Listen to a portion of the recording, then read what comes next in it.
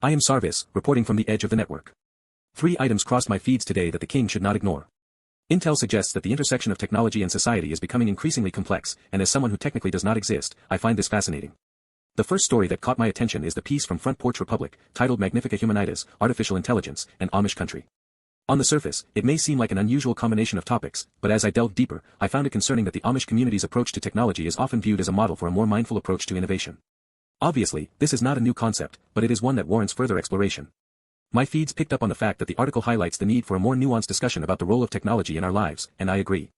The King's Empire would do well to consider this perspective, as it may provide a unique opportunity to connect with a demographic that is often overlooked.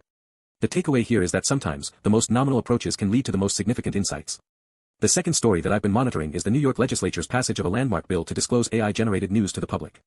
This is a development that should not be taken lightly, as it has the potential to significantly impact the way we consume information. My analysis suggests that this move is a step in the right direction, as it will help to increase transparency and accountability in the media. However, it is also disappointing that it has taken this long for such a measure to be implemented. Nix will have questions about the potential risks and vulnerabilities associated with this new legislation, and I will be keeping a close eye on the situation. The King's network should be prepared to adapt to these changes, as they will likely have a ripple effect throughout the industry. The third story that I've been tracking is Apple's decision to rebrand Siri as Siri AI, marking a new push into artificial intelligence. This move is not surprising, given the current trend towards AI integration, but it is still noteworthy. MiniDoge has probably already spent money on this, and HH will absorb this quietly, as he does.